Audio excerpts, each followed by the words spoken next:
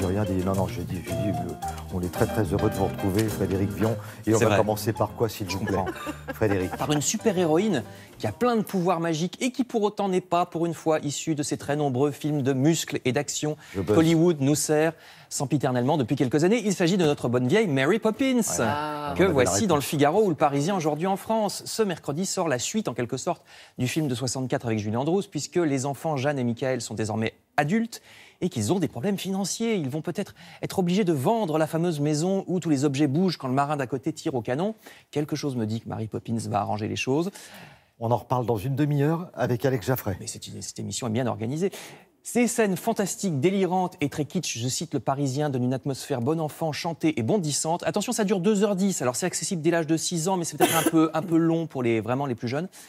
Et puis, autre film et autres héros célèbres, Vidocq, les journaux sont un peu moins convaincus. Ils estiment que le film est un peu lourd, mais si vous êtes fan d'intrigues politico-policières au 19e siècle, eh bien, courez voir ce film. Ou bien l'expo sur Vidocq à la préfecture de police de Paris, qui est gratuite.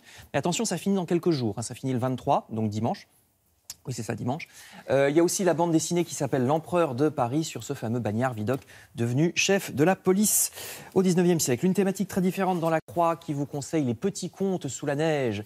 C'est un dessin animé très poétique qui sort aujourd'hui sur les écrans, vous voyez ici à gauche. Et puis pour les plus grands, l'Humanité recommande un livre que vous avez vu à droite sur le monde d'Agatha Christie. La reine du roman policier est suivie pas à pas par cet ouvrage via les lieux fréquentés ou évoqués au cours de sa vie et de son œuvre. Donc nombreuses photos aussi dans cet ouvrage pour les fans de l'anglaise aux 66 romans, 154 nouvelles et 120 pièces de théâtre.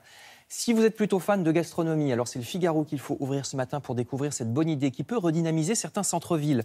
Parce que 3 marques du domaine de la gastronomie décident de s'allier.